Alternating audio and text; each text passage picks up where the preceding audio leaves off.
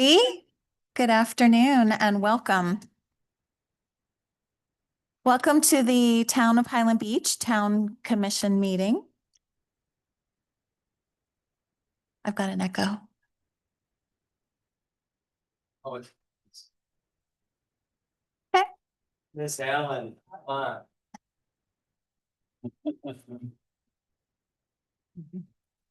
It is now 1:30 and we'd like to call the meeting to order. If we could have a roll call, please.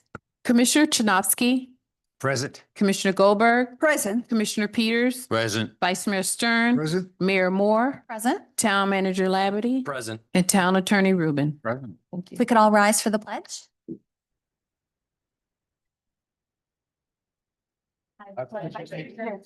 Flag of the United States of America and to the republic for which it stands, one nation, under God, indivisible, with liberty and justice for all. Are there any changes to the agenda? If none, could we have a motion to approve? Yes, motion to approve the agenda. I'll second that. All in favor, say aye. Aye.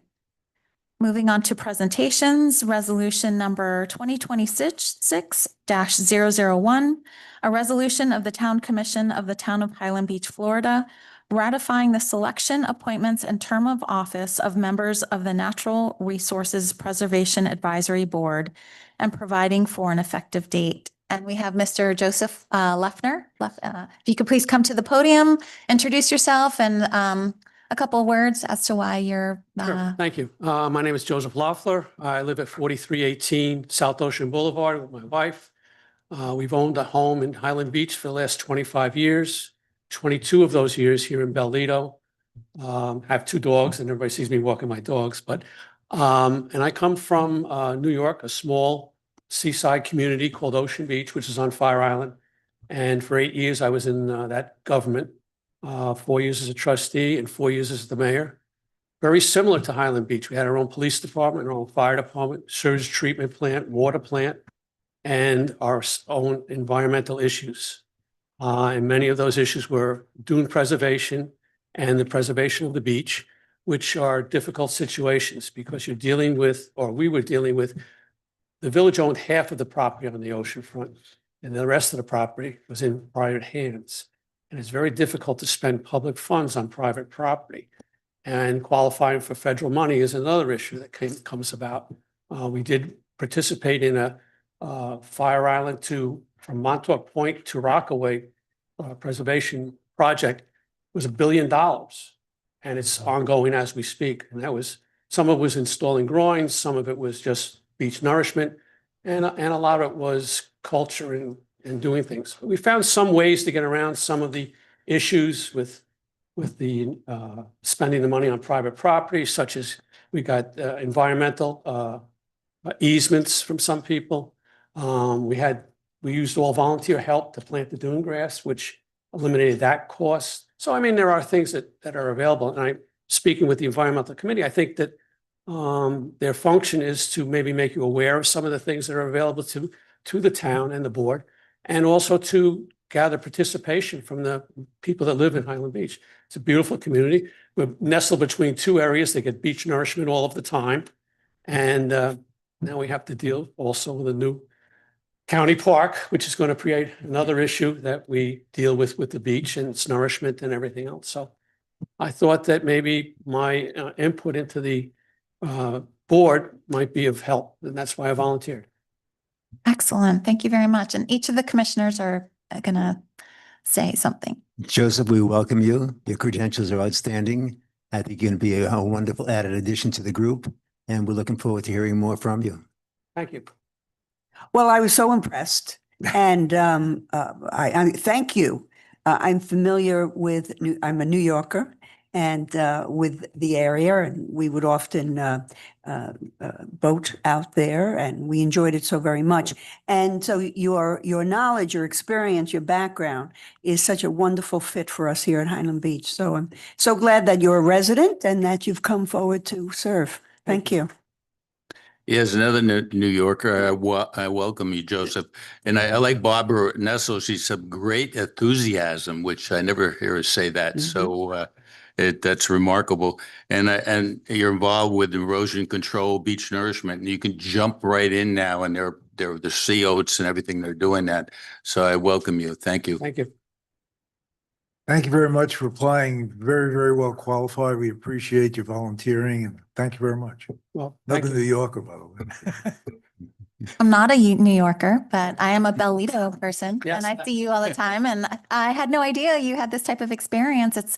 It's really couldn't be more perfect. And it's also just the practical aspects of it. Like, you know what it took to get some of these things done, because sometimes people have ideas, but they don't really know all the obstacles that you can come across. And you've already done that. So There are a tremendous amount of yes. obstacles to So your experience is the just, legal end of it is just sometimes insurmountable, but I bet, and you've gone I- through I it think- already, I think having people realize that the beach is not just for the people on the ocean. right? The beach protects the entire town of Highland Beach. Right. It's a flood erosion control. The Right. dunes control flooding. We have to realize that. I think everybody has to understand what goes on up there and how it affects the whole town. And how important it is. Yes, absolutely. Yeah. Thank you very much for volunteering. I'm so glad Karen recruited you for the position. Okay. Thank you. So I think we are all in favor. So if we Yes. could have a motion. Yes, I move to approve resolution number 2026-001. I second it. All in favor, say aye. Aye. Thank you very much. Thank Thank you, you. Joseph. Okay. Nice to meet you. Moving on to public comments. Are there any public comments? Okay, go ahead.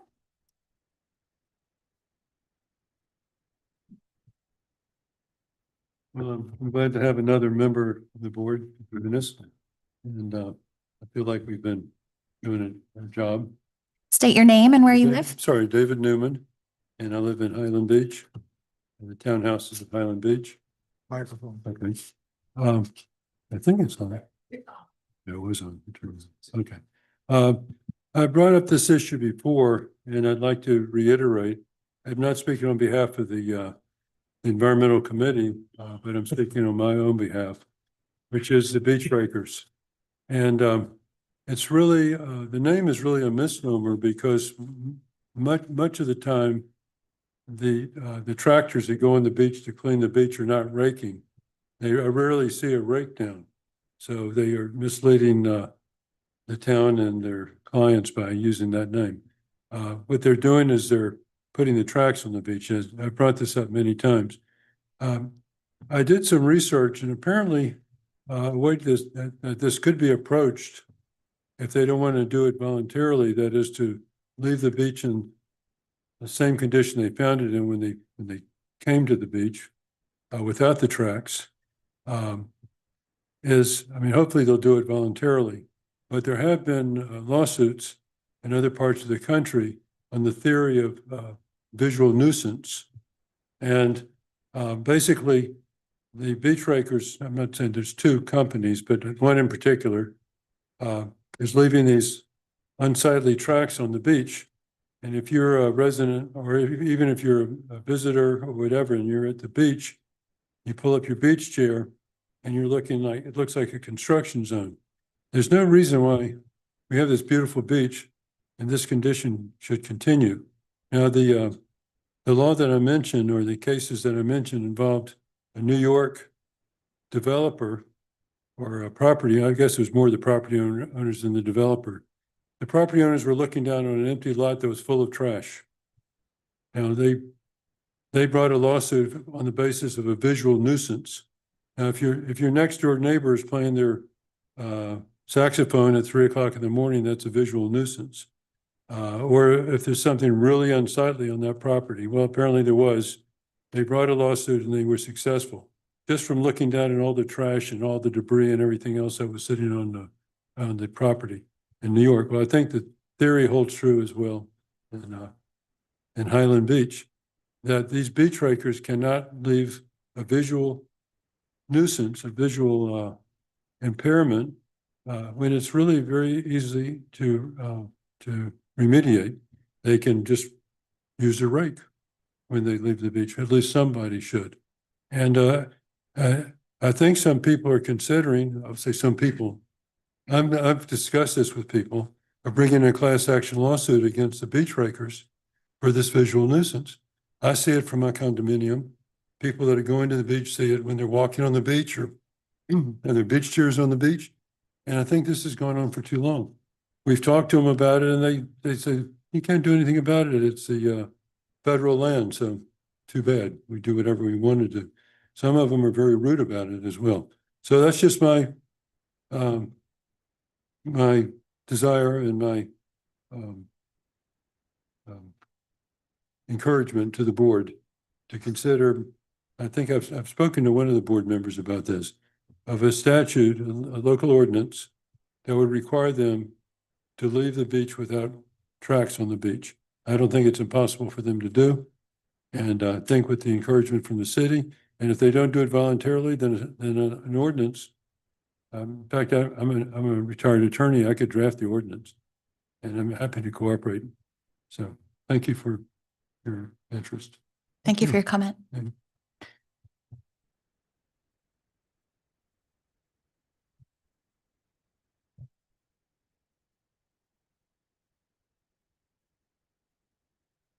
Hi, Tim Rotolo, formerly from Highland Beach, now over the border in Boca, and haven't been here for a while. So Happy New Year, and wanted to especially get back to thank the Vice Mayor for his proposal on the shared path and what have you from last year. I'm not sure where that stands. It seems like it might be hung up in the ordinances. However you're structuring the proposal of ordinances, but some of you have received an email or what have you from me about somehow piggybacking maybe I've heard people, maybe it was the gentleman or somebody in the room who had proposed a community center for Highland Beach.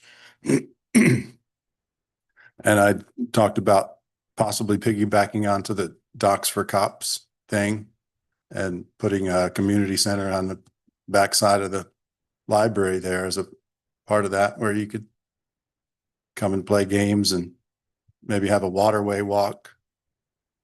I think some police have seen me maybe playing tennis against the walls you have and throwing street kitty balls down the driveway. Street kitty games is a lot of fun, and I was playing tennis on a Saturday morning on the wall during the current events program, and the lady walked up by. She was just doing her walk, and I told her about the waterway walk concept, and she said, I'm all for it. I'm going to spread the word. And she thought the community center was a good idea. I mean, the wall back there on the library is high enough for a Highlight game. And I mean, if you just use your creativity, a lot of this stuff doesn't cost any money. Like, we've got community cats over at Boca, and I don't think I've ever seen one in Highland Beach. Maybe someday.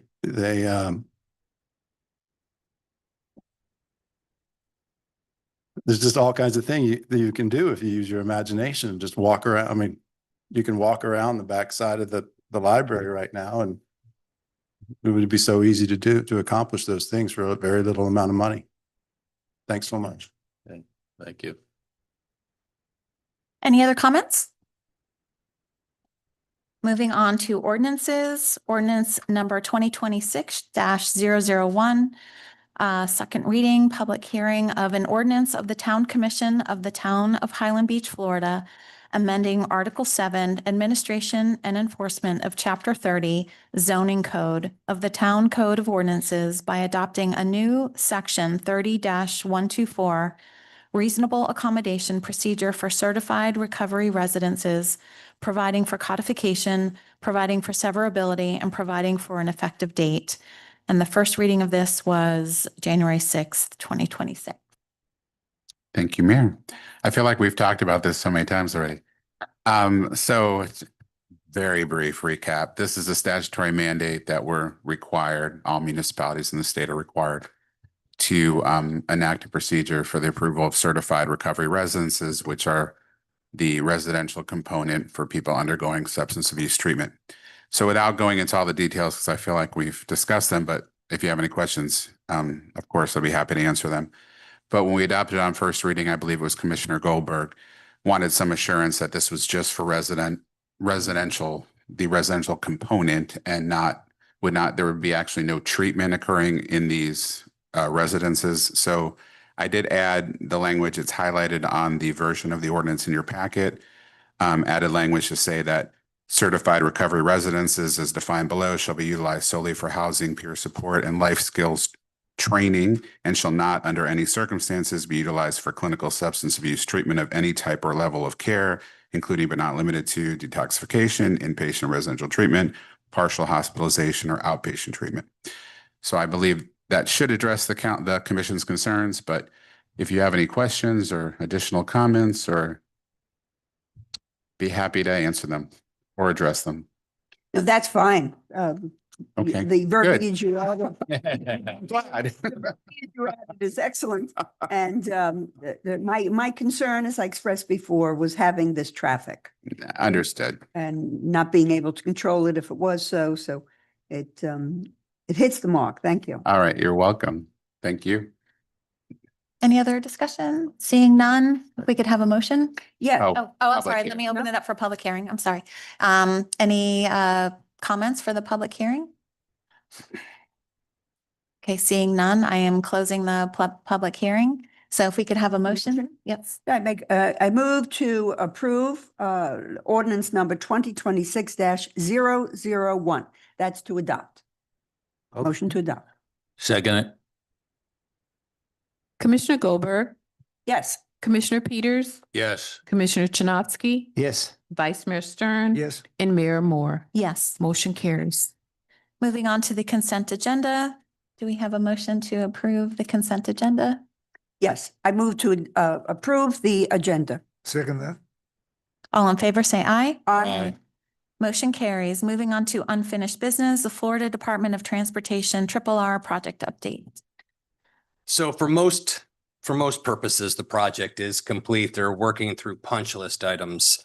Pat and Sergio began the punch list walk with the contractor, the Stout Group, along with FDOT consultants and engineering team. They got about 3 hours in, called it a day. There were so many items on the punch list, relatively small stuff, but there's so many of those small items. Basically, FDOT said, call us when you're ready for it. So they're just doing a lot of touch-up work, and you're going to see that, I'm guessing, the route pace we're going, maybe in a month, over the next month, all the little stuff should be tied down. I know there were some comments or concerns about the steel plates you see on the south end of town. That is not a town project, nor is it an FDOT project. That is the property owner on the west side, making a sewer and water connector for a future development. That's that Milani apartment development, not the park, but the condo development. And their contractor just ran into some problems. Once they are done, which they are, and compaction is achieved, they've contracted through the FDOT contractor to repave that section. So that section will be repaved. But again, that's not part of the FDOT project. That was a water sewer connection project. That's it. We're almost done. Almost. Maybe one more of these and we should be good. Question. Yes, Yeah. sir. Is there a follow-up when we get into a real rainy season? There's some areas that they've done that they haven't done them quite well, that they'll come back and correct it? Yep. No, it's just, I tease. I don't know that they're going to come back. They continue to tell us that it wasn't a drainage project. We will continue to call them and try to hold their feet to the fire in the future to make those corrections. Again, some of those really hot areas for flooding, I mean, hot is more frequent areas for flooding, Seagate, Ambassadors, you're still going to see it there. And it's probably going to be a little bit more pronounced. And at times the pathways will stay underwater longer. The road will be clear and free. The right of way is where our flood problems are going to be in the future.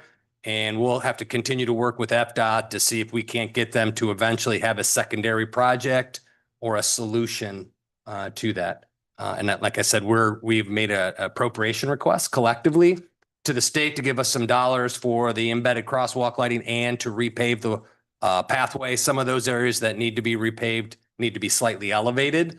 So for those smaller rain events, the pathways will still be traversable and keep people from walking back into A1A. And that's my biggest concern, especially, in season. Sometimes we'll get a big heavy rain event, and then the right of way floods, the pathways, and everybody, when we're busy, everybody will be out in the street. And that's just not a good spot to place that pedestrian traffic. So we're still working with them, but FDOT's really not picking up on our push at the moment. So we'll just, as we have over these years, just keep on going back to them saying they have to correct it or there has to be a solution. That's all we can do at this point. I fear, Yeah. Marshall, when they put Milani Park in the spring there, they'll be digging up the road the same way? Yeah. Yep. So when they go in, the county still has to make its connection as well. So they will be cutting across the road. Both parties, our Public Works Department has informed them they should have done it before the road project or to think ahead. Our invitation or encouragements were declined, and now we're going to be having multiple cuts and potentially, more construction in that area with the turn lane. So Boca Highlands, you'll probably, for those from Boca Highlands, I see one in here. So traffic and construction, I think, is going to carry on a little bit longer into the summer, but there'll be secondary projects coming through. Also on the roadway, it's kind of slightly off from FDOT. We've gotten some permission. We've engaged our engineer to look at finding a crosswalk for Bellito, Russell, and Bel Air drives to get to the beach. No one's getting a jaywalking ticket, but I see a lot of folks crossing at random spots, especially during season. It's very uncomfortable. And I know we have one of our residents out there that really keeps my feet to the ground to make sure we explore this. We've gotten some positive response from FDOT if there's anything good that's coming out of it. And hopefully we can get another crosswalk for the Bellito area to get over to their beach. Okay. Thank you. Thank you. Moving on to the Building Department Recertification Program update. Hello, good afternoon. Okay. I'm here to present the building recertification update as of today, February 3rd, 2026. So Monterey House, since the last meeting, has been recertified. So that brings our total number of recertified buildings to 31 out of 54. We have 2 buildings under phase 1 review. They both submitted structural and electrical review. And 18 buildings remain under permit for restoration. Overall, we're in good shape. Every month, there's a positive note to present, and it continues to stay on track. Great. Okay. Excellent. Okay. Good news. Yeah. Kudos. Yeah. Thank you. Thank you very much. Thank you very much. Moving on to continued discussion of fiscal year 2025-2026 strategic priorities plan. Thank you, Mayor. So from our January 6th meeting, I took your comments and directions on reorganizing or ranking strategic priorities, adding the 4 new ones and actually the 5th new one based on Commissioner Goldberg's comments into our list. Vice Mayor, thank you. I have a duplication on 13 and 17 are the same. I'm going to cut 17 out and bring the bottom side up on those rankings. So you do see some new, the latest one that was added based on your meeting is Strategic Priorities 10, which is crime prevention and community policing technology initiative. So that was based on the drones and the Axon cameras and stuff to kind of memorialize those activities and future activities under a strategic initiative and added that in there. It did carry somewhat of a high priority, so I put it in there at number 10. And as you see, there's a series of my re-ranks. I cut out some projects that basically were done. I believe I took out the A1A project because for all intents and purposes, it doesn't need to carry into our new plan. That will go as a completed project into the full plan. Also adding into here is our capital improvements list. That is an addendum to the strategic priority plan that kind of shows some of the projects, ones that we've completed in 25 to 26 projects to the best of our ability. And then projecting out 27, 28, and 29, keeping our 5-year program rolling and up to date. So with that, I could take any comments. Again, no, after we finish, if we do conclude today and then we accept the general rankings, I will bring back to you at our next meeting the approval of the full plan. And then again, the CIP component, along with the initiatives, begin to build the 5-year forecast into our budget. So it's the building blocks that we have for our annual budget process, zero-based budgeting in case somebody from the state's watching. Any comments about the plan?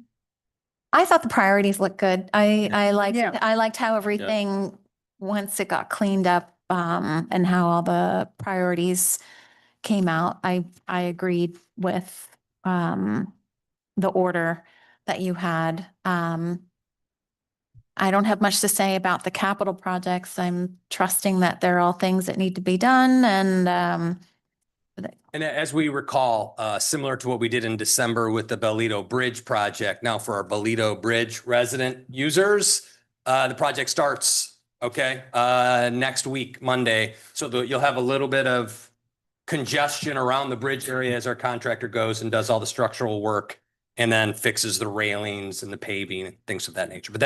But similar to that project, we'll bring it back to you with the contract. So we did our best to estimate the costs. These costs seem to kindly fluctuate.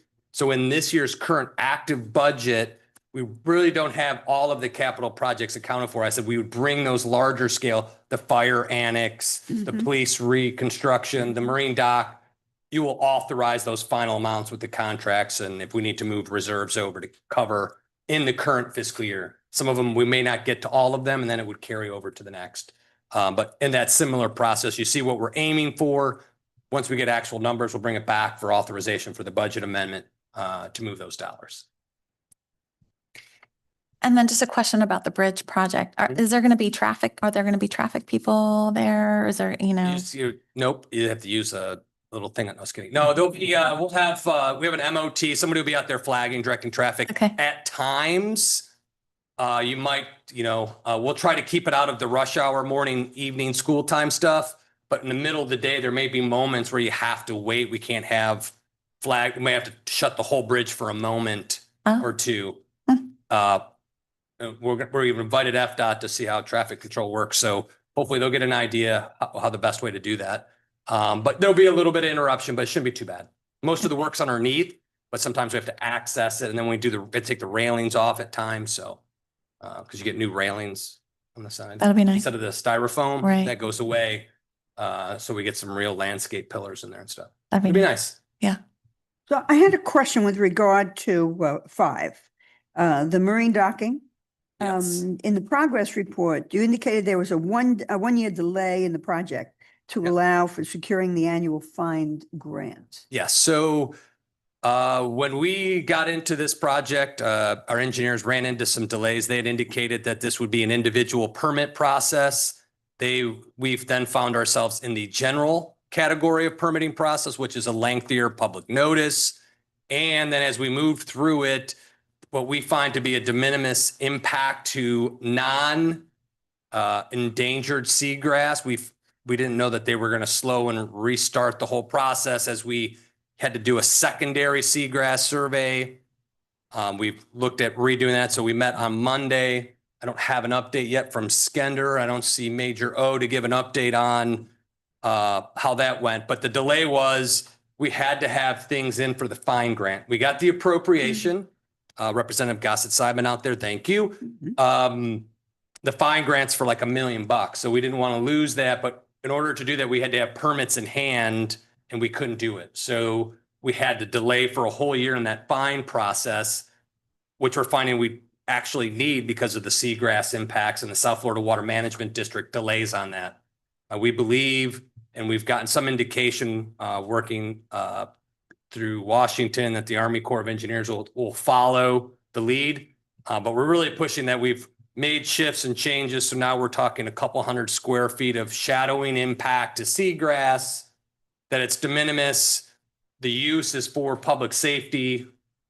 greater purpose. This isn't for my yacht or my fishing, but this is for public safety. We're hoping that has leverage and we move through it here in the next 2 months to get the final touches. So the delay really was a permitting delay. Our engineers said they understood, but obviously didn't and caused that delay. So during this calendar year, the upcoming calendar year, do we generally, just a pro forma, put one or more of the priorities on the agenda so that we can keep track of it, the commission? As far as like on the agenda. Just regularly, like we do with FDOT, like we do with our recertification. You should, and I apologize that we haven't, and we will moving forward. Great. Yep. Other than that, I think that it looks great. The order, I think, is fine. Yeah, that's an important project and I agree. I definitely agree. That's a good idea. Mhm. Any other comments? No, we're good. No. Yeah, looks good, Marshall. Thank you. So I very will much. bring one for your final Okay. approval. We'll add a monthly update on more of the hot topics that are up front, especially the ones that are tied to a capital project. And we'll keep moving. Sounds good. Thank you. Great. Thank you very Okay, much. thank you. Moving on to new business. Oh, sorry, go ahead. Public comments.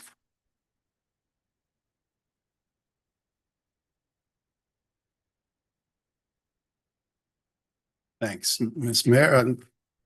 I neglected to thank all of you in my last public comment earlier. Tim Rotolo, Highland Beach, formerly, currently Boca. Thank all of you for moving past all the legal garbage regarding Milani Park. Hopefully that's a done deal, like it sounds like it is. And going back to what I was talking about as far as going back there behind the library, I was saying in our neighborhood in Boca, we have some banyan tree islands that I spend a lot of time on now. I call it the Banyan Tree Island Club. But if you actually go out there, you can really envision some things happening with like the street kiddie ball and street kiddie games and having a parade. I mean, you guys could have a parade here in Highland Beach and honor all the veterans like you do. You know, a lot of people come out for the 4th of July and line the waterway. I mean, there's just so many things that you can do with these facilities that you have at real limited cost. And we're going to do them in Boca. I had some commission candidates out over there. They've got an election coming up, and come to find out, you can actually have political signs in the Banyan Tree Island Club over there. I took your shirt out a few times there, sir, and hung it up on a branch from the last election. There was no objection. And so I mean, you can climb those trees in Boca, and there's just a lot of trees here in Highland Beach you can climb. It's a part of the street kiddie games. Thanks a lot. Okay, thank you.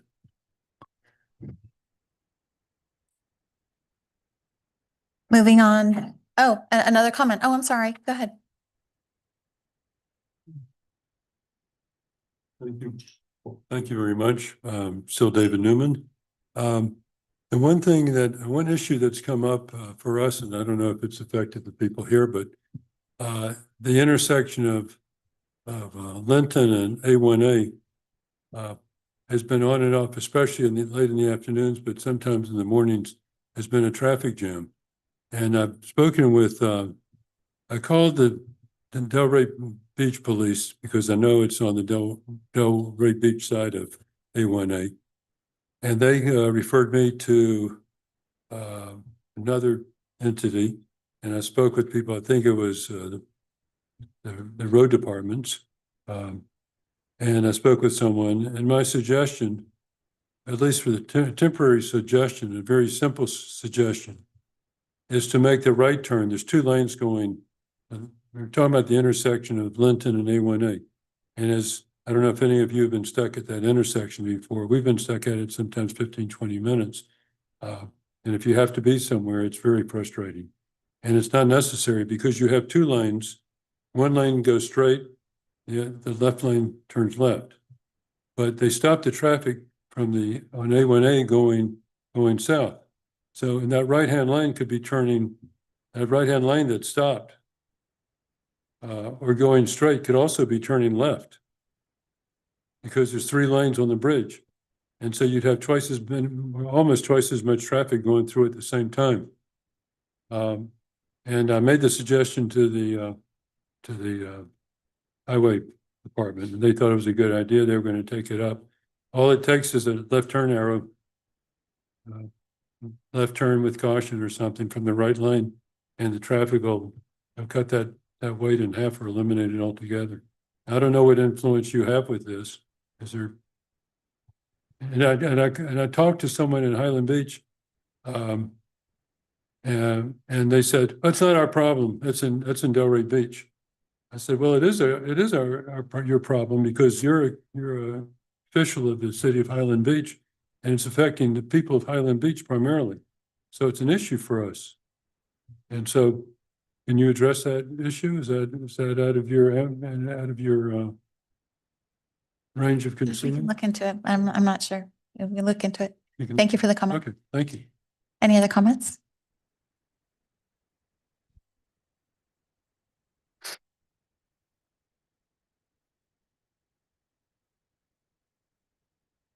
Rick Greenwald, Belito. Positive suggestion to build on Commissioner Goldberg's comments. I think it would be a good idea for all of our projects that are on the strategic list to have a publishable or at least a findable timeline and dashboard to assess how these things are going, so that the commission and any interested people, but certainly the commission, has a pretty good idea is about what's going on with any of the projects that are on the strategic plan for that particular year. So that instead of at the end of the year, we're going, oh yeah, what happened to that? We were supposed to have a dock. The police were supposed to get a dock. What happened to the dock? We know 3 months in, there was a holdup and here's what's happening. And the engineers are going back to it was hard to get, whatever it was. It can be that a grant didn't come through. It can be a million reasons why things happen. Most significant sized businesses have that in one form or another. I mean, they call it different things and there are different models with, red, yellow, green and all this kind of stuff. But I think we should have something like that and it should be available to the commissioners so that they can follow the projects on a more active and continuous basis. Thank you. Thank you. you.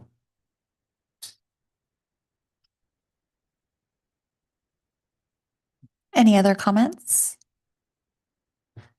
Seeing none, moving on to new business. Introduction to a proposed amendment to the Town Code of Ordinances regarding hard surfaces for walking, gathering, or sitting as they pertain to seawalls. Okay, good afternoon, Ingrid Allen, Town Planner.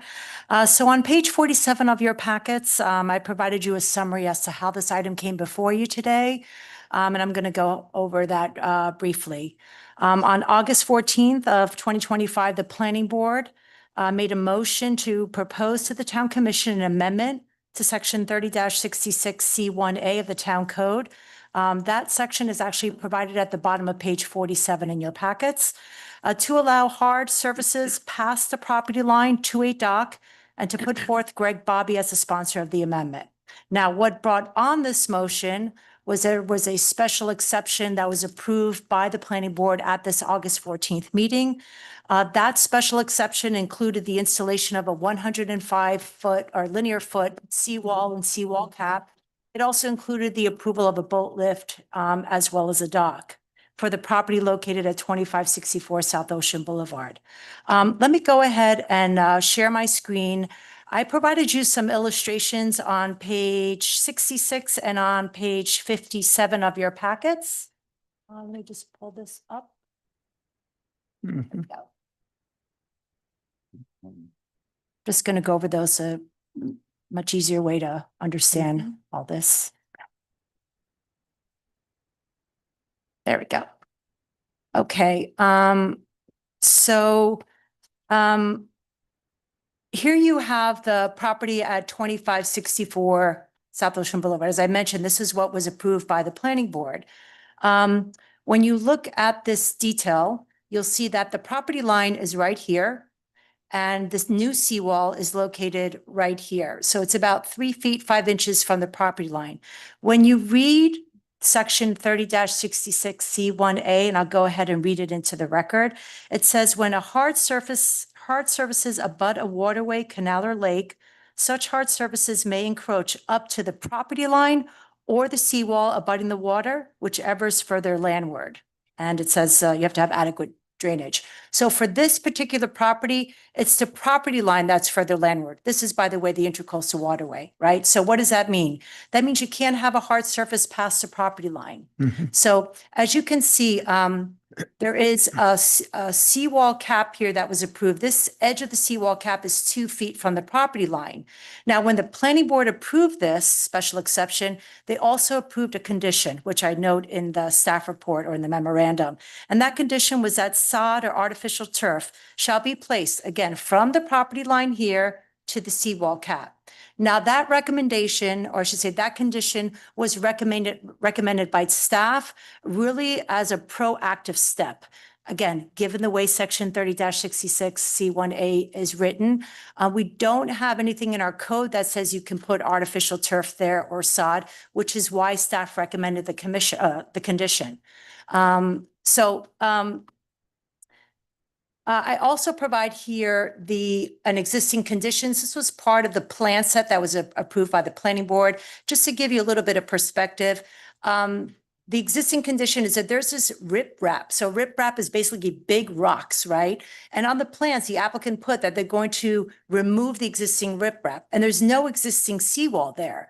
So I had asked the applicant during the development review process. So the applicant, the property owner submits an application, it goes through development review. And we want to make sure that application is complete and suitable for the planning board to take a look at it. So I had asked them, why aren't you putting your seawall right along the property line, which is right here?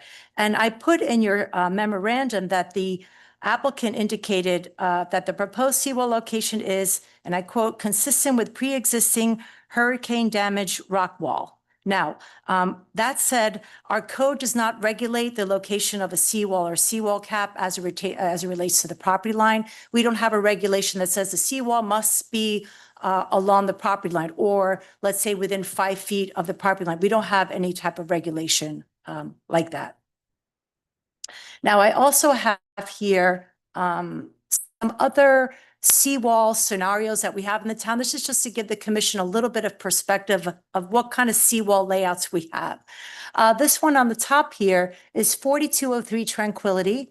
And this type of seawall layout is what we see quite often. So you have here an existing seawall. This is really low, maybe at 3 feet, and the existing cap. And then the applicant got approved this new seawall right here, and this is a new cap. Now, this existing seawall is going to stay. This is very common. They're not pulled out. They stay, and then the new seawall is placed or installed within 18 inches of the existing. Now, that 18-inch threshold is authorized by the Florida Department of Environmental Protection, as well as the Army Corps of Engineers. When you put in a seawall, you have to get approvals from those agencies. Okay. So we typically see a small gap, right? Because you have an existing seawall that's there. So there's typically a gap at grade. So we have allowed property owners to put a hard surface there. It's a small area, minimal area, and it's reasonable to have a hard surface there. Again, you have an existing seawall. Another example right here is 4320 Intracoastal Drive.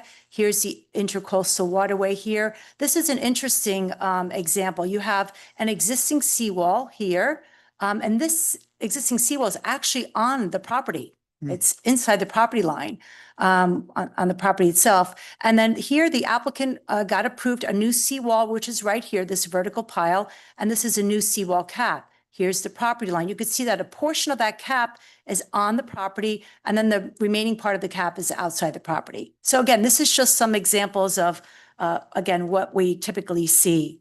Now, so if we go back to the first slide here, which is, again, what brought up this whole discussion, or item, I should say, the proposed amendment based on the motion that was provided by the board, a new seawall can commence beyond the property line where there is no existing seawall. And you could have a hard surface, again, from here, from the property line to where the seawall cap is. And, you know, in this case, you also have, you would have a hard surface here, not only to access the seawall, but to access, in this case, a dock, and there's also a boat lift. So if you have, let's say this area is fill, the fill permit was approved by the commission.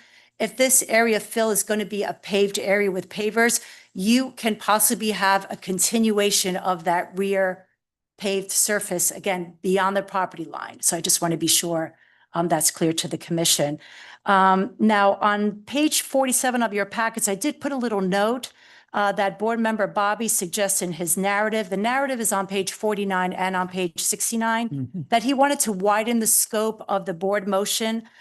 Basically, for properties located on the Intercoastal Waterway, he was suggesting that if a property has like a beach area, he would like to see the ability for the property owner to install hard surface to that beach area, even though the hard surface is outside the property line.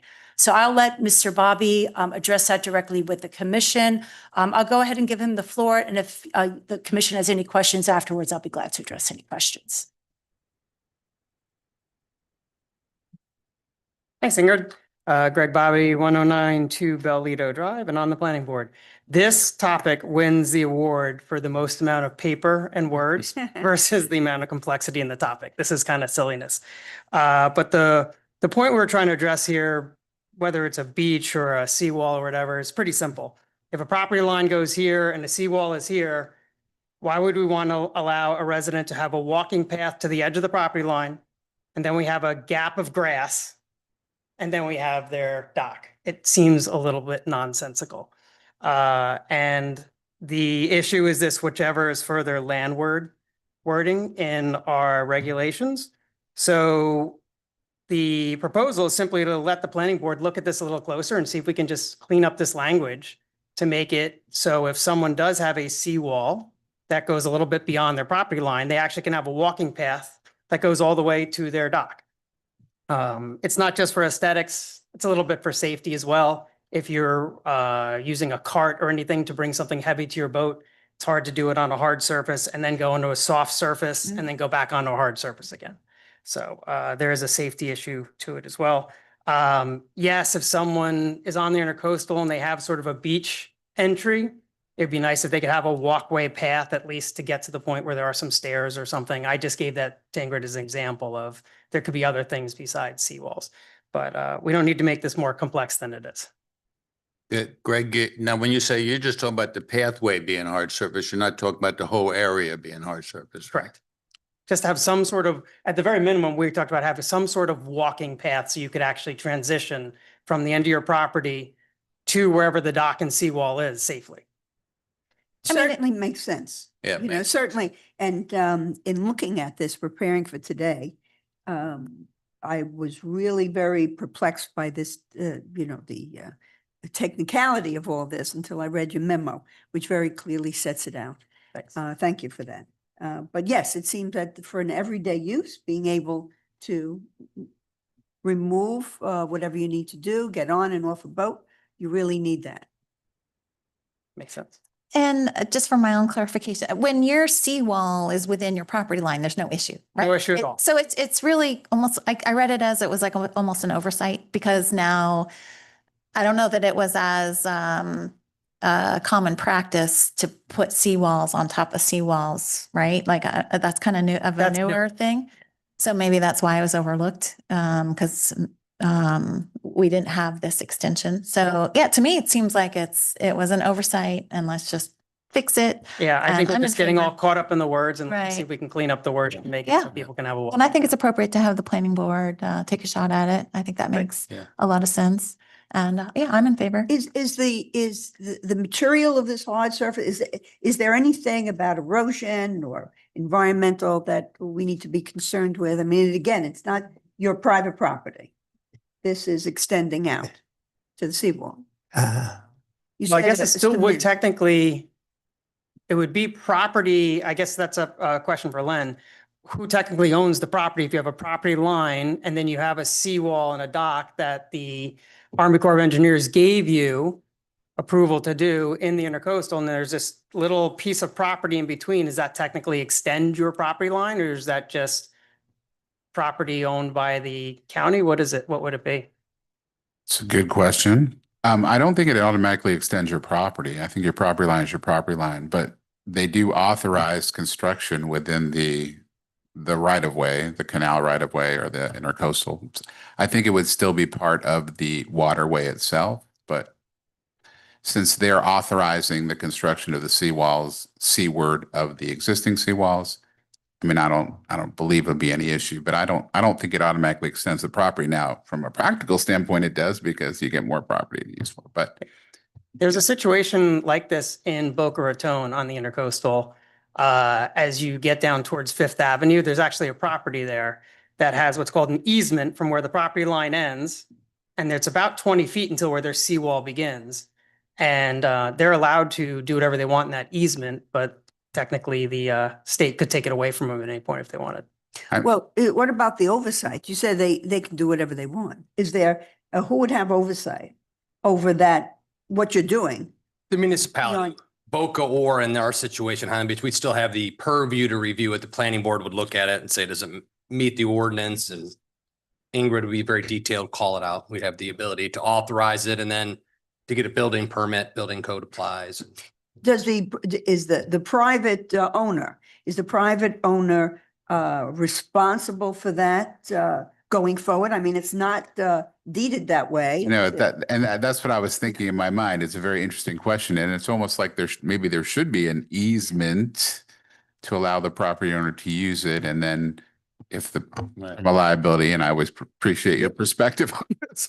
So from a liability perspective, if somebody gets injured, then it should be the responsibility of the property owner, not, the state or whomever owns that. All right, so if we are approving it, if the oversight is municipality, then are we opening ourselves to any liability? No.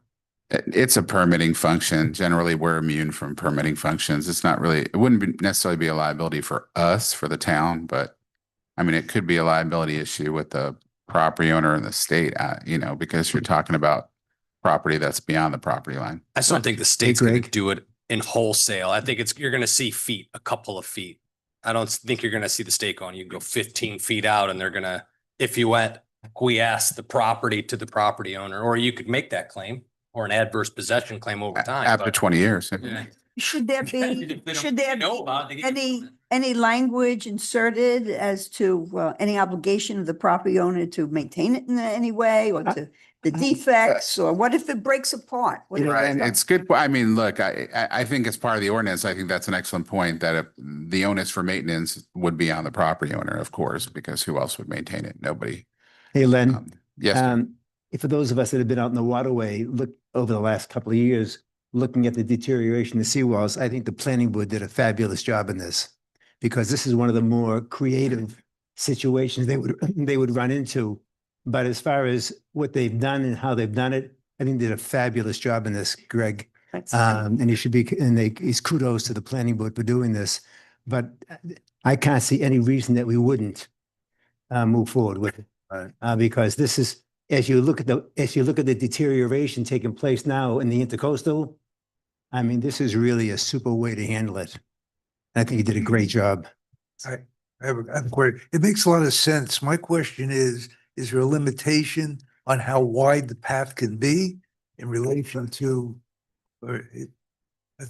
That's certainly something we can explore. And the other comment I was going to say, Len, is we could always do an approve with conditions, right? We can, if we have these situations come up again, We can have limitations around size of walking path. We can have limitations on the owner then takes on liability.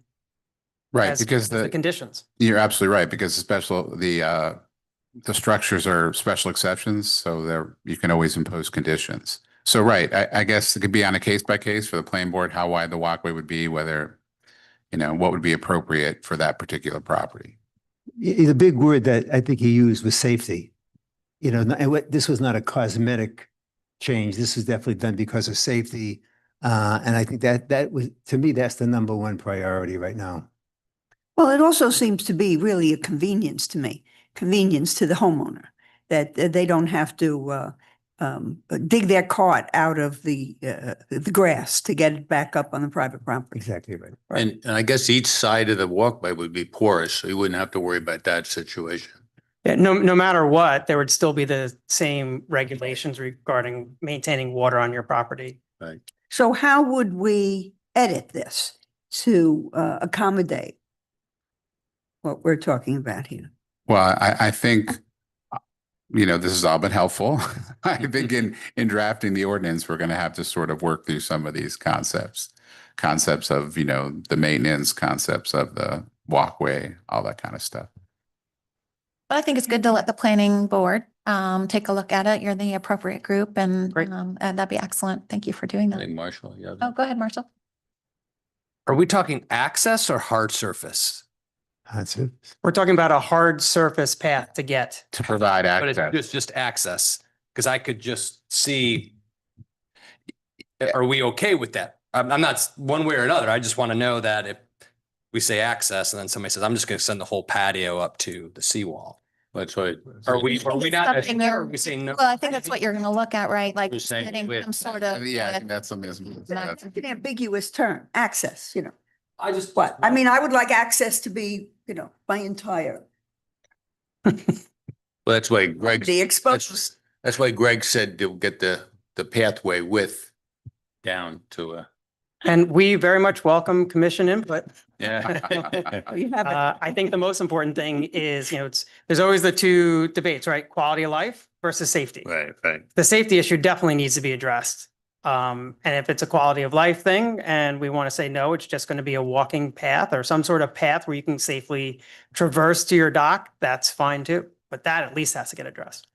If I can add, I suggested to Mr. Bobby that with regards to the section 30-66C1A, you might want to call out that path when it's specific to a seawall or an accessory marine facility, just to call it out. Now, I know you were talking about an additional pathway to like a beach edge, and we could, just the planning board can discuss that, but I think it's important to call out hard surfaces specific to a seawall and accessory marine facilities versus other types of hard surfaces. So. If you didn't have hard, the access would be what? I think You would cross over on grass, You'd artificial cross turf, over. something soft.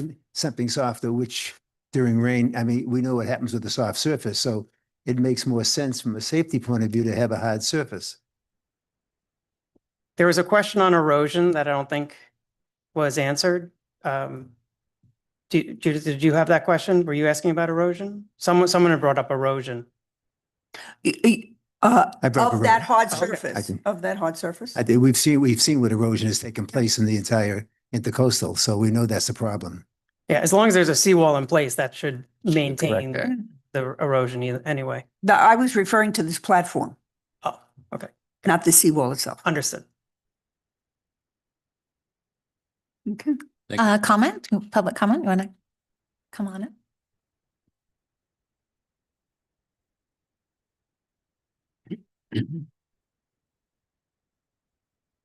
Rick Greenwald, no comments, really just a few questions.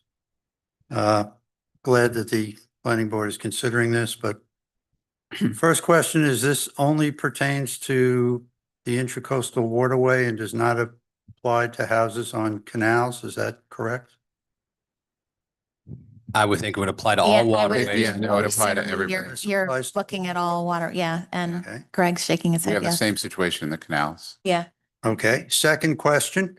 We're talking about as time goes on, people are going to be raising seawalls and as such, presumably extending further out into the water.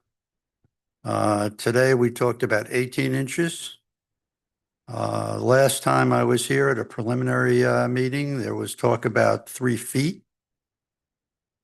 And my question is, how does this actually work? Because every time a house gets knocked down these days, it's going to need the replacement's going to need a new seawall. So the thing that comes to mind, and I'm not sure how it's addressed, is instead of the seawalls now on a canal, they may be different heights, but by a little bit, but they're in line with each other. Are we going to have things where seawalls are sticking out 3 feet further or 18 inches further than their neighbors? Is that how that's going to work? I brought this up last time when we were approving heights, and I said, yeah, the height part's great. I'm a little bit concerned about the protrusion part. So don't need answers today, but I would like to know how these proposals are going to be affecting that, because I can see how that could, at a minimum, create problematic appearances, if nothing else.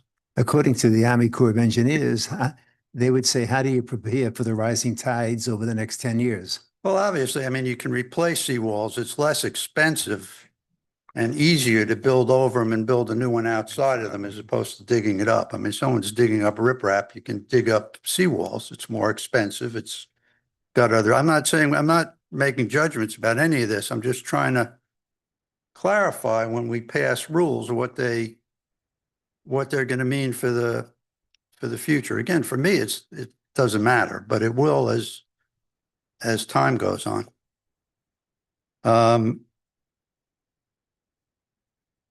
I think that's it, basically. I was concerned about whether this was just the intracoastal, where there's a lot of variability when you look at seawalls versus canals or lakes or whatever you want to call them, but the side canals where there's a lot of uniformity. Some are higher than others now, but they don't stick out 3 feet from other ones at this point.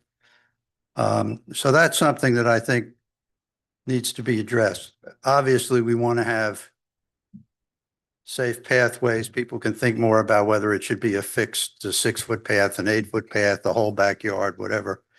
I mean, that the planning board can come up with, but there are a few basic questions. I like to get a hold of ahead of it when possible, what some of the potential unintended consequences are, kind of thing, and just sort of give some of those a peek. That's it. Thanks. Thank you. Do we know? Just on there is a companion request collectively on that topic from Greg as well.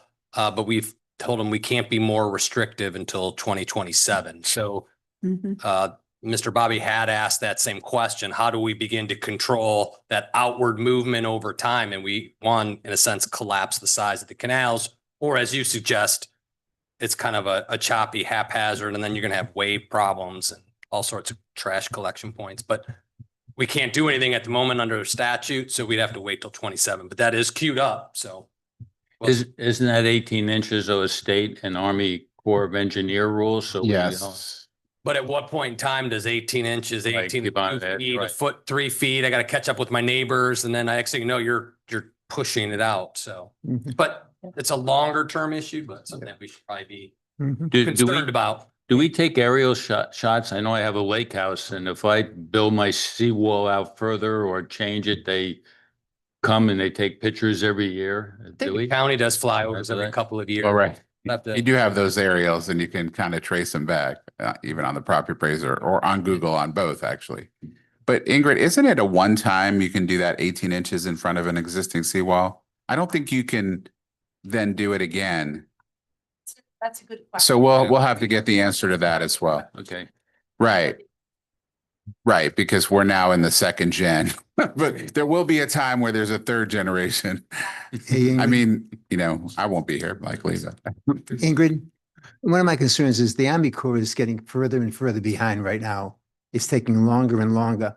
From a timeline point of view, where does this fit? From a timeline, and when were they hoping to actually get an answer and to actually take action on something like this? Because the Army Corps, they say, is behind like almost a year now. Well, I'll be glad to reach out to both agencies. I have contacts there, but Yeah, I'll see what their thoughts are, if they're the visionaries there that are thinking about this topic. Yeah, thank you. Yeah. Back to the commission, when this item does eventually come back to us. Mayor, may I tie up a few loose ends? Yes. Great. Yes, this applies to all canals, waterways, everything. The one restriction or the one set of rules that do apply to if you want to do your wall out again, is it has to still make the canal navigable. And that falls under the building department plus the marine consultant. But that's pretty nebulous. And I believe Ingrid, you and Jeff and I had a conversation about this exact topic maybe 6 months ago or something like that, about what we can and what we can't do. So we did try to explore it, but hands are somewhat tied. Super. Yeah, so I mean, I had one municipality actually, because they didn't allow seawalls past property line, but then amended the code and it's just a one-time 18. So if you get that one-time 18-inch extension, if it has to be replaced again, you're gonna have to dig it up. And that is something that we could consider as part of the process. Okay. Thank you very much. And thank you for taking it on. Yeah, thank you. Yeah, I really appreciate it. Yeah. So what do we do now? Do you need a motion? To direct it to the planning board to evaluate motion. and draft potential ordinance modification language. Well, motion to refer to the planning board to take up this issue. Second, Sufficient. Study and review. That's sufficient. Or- yeah. that's good. Second it. That's fine. All in favor, say aye. Aye. Aye. Motion carries. Good. Moving on to item B, introduction of a proposed ordinance revising towns plating procedures. So this one's not nearly as exciting as the last one. Okay, and I kind of told you all this was coming. So this was another mandate from the last legislative session. It has to do with plats. And the legislature in its divine wisdom decided that plats should be administratively approved. They should not go to a public hearing or to the planning board or to the town commission. They really should just I don't really have that much of an issue with this one because plats are they either meet the statutory requirements or they don't. So they're very cut and dry. There's not that much discretion with them. So basically what the statute says is that you had to designate an administrative authority to receive the applications, which would be the building department. And then you have to have an administrative official that has the final authority, which I'm proposing to be the town manager, because the town manager sort of oversees all the processes. Now, our plating regulations are very old, not uncommon. I don't know when we'll actually get a new subdivision in the town of Highland Beach. So when I started to look at this, I'm like, well, it just doesn't seem like an effective use of resources to start redrafting our plating regulations. So what I did is I took, and this can change as we go through the process, but I just took, the existing and then inserted the required language. The required language is to designate the department, to designate the official. And then there's certain timelines you have to set, within 7 days, you have to send a letter telling them if it's, complete. So basically it's just, again, complying with what the Florida legislature says we must comply with. It's not, our subdivision regulations, and this is common to you, are usually in a separate chapter, but it's still a land development.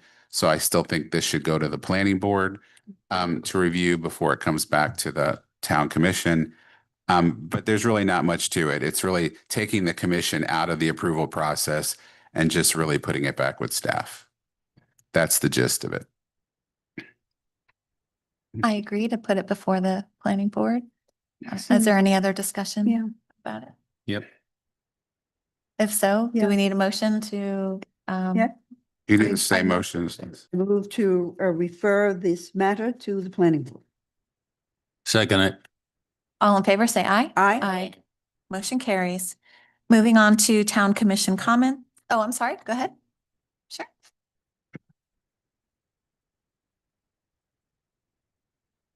Tim Soldo from formerly 3400 South Ocean Boulevard, now Boca. I keep forgetting, I wanted to thank Commissioner Chudnovsky. I'm not sure it's attributable to him, but outside of the 3,400, before the A1A resurfacing project, there was a piece of asphalt, and I think it was turned into grass. I call it an island, another island. Anytime you can put a grass island in, like they did there over concrete, anything that can hold a ball. I mean, you could, this goes along the lines of kind of pop-up amenities. Yeah, I don't know if it required a redrawing of the plat map or what have you, but if you can pop up amenities that for a fad, I mean, I think you guys put a pickleball court in the fire station. That's a great idea for your employees. Let's do that same kind of stuff for the public. And also congratulations to the two commissioners who are going to be unopposed in the upcoming election. That's Thank great you. for you guys. Thank But you. you still may see your shirt up in Boca.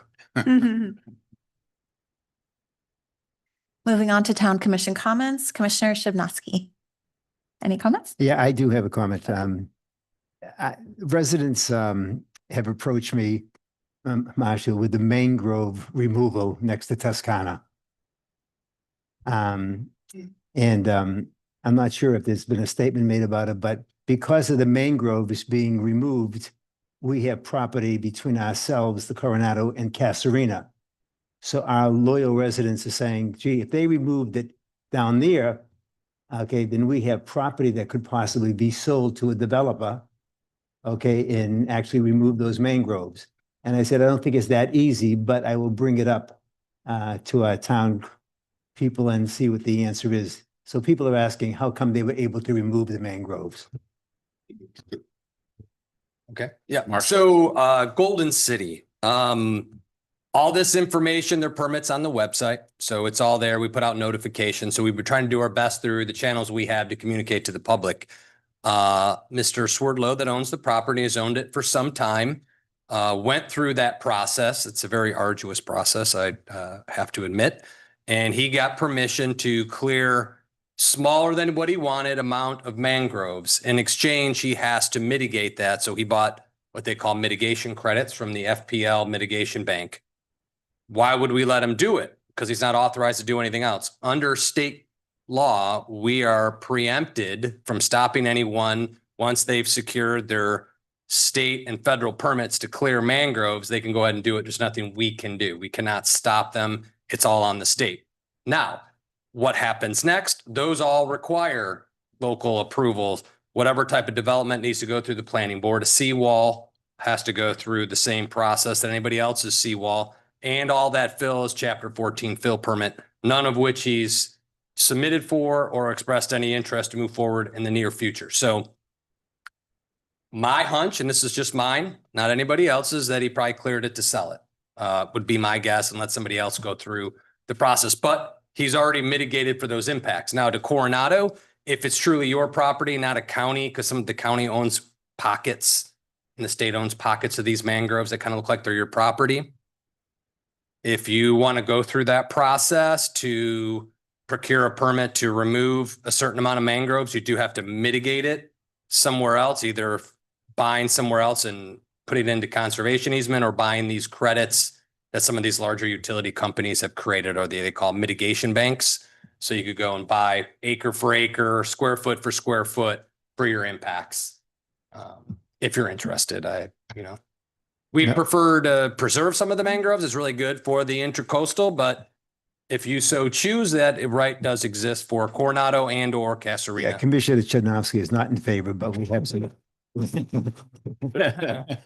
But yeah, so folks, I don't know what the true intent is, but they have a permit. We can't stop them. They cleared it. It's going to stay like that, I guess, until it all grows back, or he goes through that process. There's a significant amount of fill. As you can see, it's very tidal control. It's always wet. So. And just out of curiosity, it looked like they put wood chips on. Whatever they had there, they cut up and just kind of spread it over. Oh, it was chipped from- everything. Oh, that was. Yeah, so I would say it's, Golden mangoes. that's considered something, it's probably good for the site to have some cover on it. So we don't get, some other type of splash erosion, some other problems. It does create good habitat for a cleared site. for those wildlife folks. That's actually pretty good for the birds and the reptiles. But I don't know what the intent, the plans, if you go to the website and look at their website or his permit, he had proposed 9 townhomes on the 0.8 acres of property. If you look at it, you can see it's a real elementary plan in the sense that it doesn't contemplate a lot of grading, stormwater, doesn't offer pools, adequate parking. So I mean, like it's an incomplete, but it's kind of a conceptual, I'll build townhomes. The state doesn't care what you do with it. They just care that you mitigate for those impacts. But at some point in time, we're gonna he's gonna be maintaining fencing for a long time, or he's gonna have to take action. But if he doesn't do anything, the mangroves will probably just grow back. Be my guess. Because he just cut it. He's not like He took some stuff out, like root balls that just were attached, but a lot of it's Florida. Everything grows like Oh. crazy. You know, look at your backyards, right? Right. So it's just the mangroves will just come back in. It's moist, it's wet, it's organic. It's just gonna come in right away if he doesn't do anything. But I don't know if I guess he could keep on cutting it, but that's a messy job from moving forward. So. So stay tuned and hopefully we'll get some clarity from the owner as to what they want to do or potentially a new owner. Thank you for bringing that up. Thank you. Well, we didn't think that there was room in town. Expect It's a little small for a planted subdivision, so I don't think we have to worry about. rushing that. tax base Yeah, not a subdivision. for the mangroves. Now we're going to have everyone looking for these little pockets of 10-story high condos. Maybe. Other than that, I wish everyone a wonderful week, a happy Valentine's Day coming up. No other comments. Yeah, I just want to say that the commission, along with the Barbara Nessel and her commission, we went to a turtle. Joseph, you just missed it if you're on a week ago. But the turtle people, they do a great job. I mean, Joanne and they got Brianna there. They're out there 5 a.m. every morning, and it's amazing with the job they do. We get high regards to them. Also, just want to tell everybody, stay warm. It's colder up north, so thank you. Yeah, also at that meeting, there were people from the dune restoration and the preservation, and they're moving forward with that, which I think is terrific. Also, we're constantly on this question of path safety. I've been talking to Marshall about, there is some legislation in the state right now, and we're watching to see how that's going to happen, and then we're going to try to draft some guidelines for our town. Great. No comments from me. Moving on to town attorney's report. No comments, Mayor.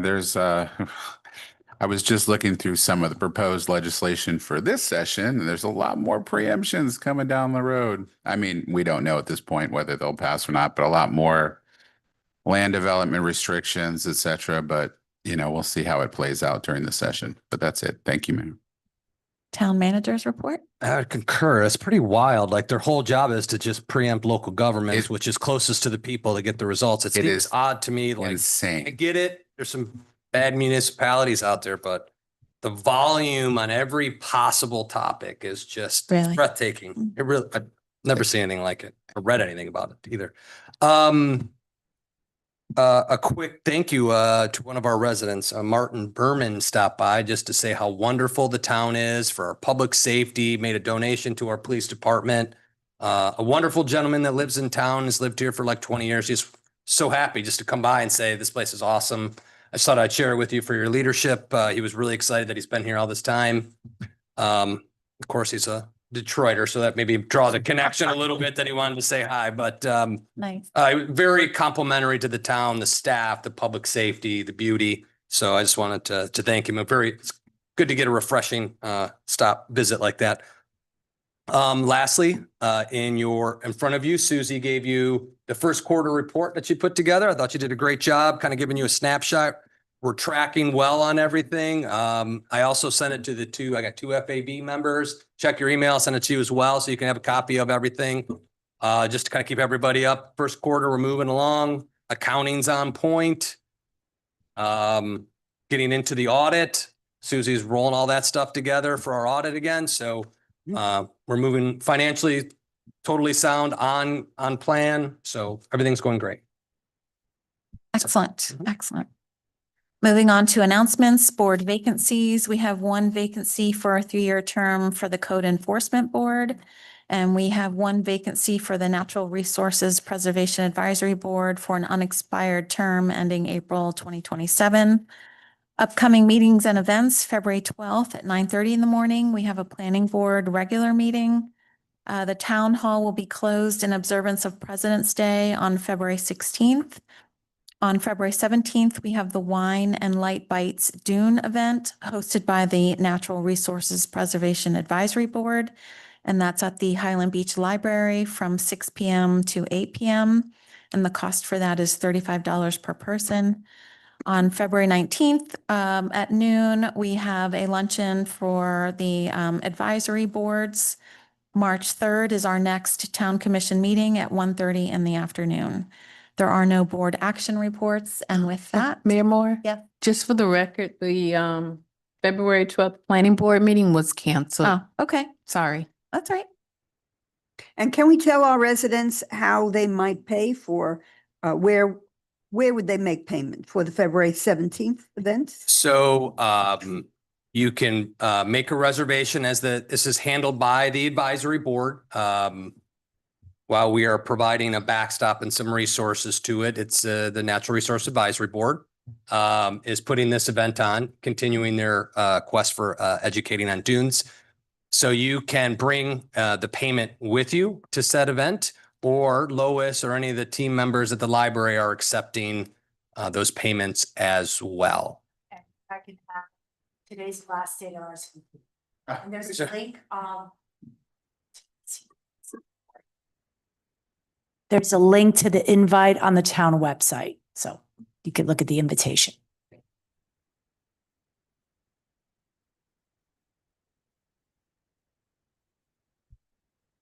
Yes, if you go, yeah, there it is. Let's see. If you go to the website, it's pretty easy to navigate to. It's limited to Highland Beach residents only. Yes, RSVP by today. And there's an email or text to Kiki Baxter. And payment is accepted via cash or check at the event or in advance at the library, is what the flyer says. So, okay. And with that, we can adjourn. Thank you very much, everyone.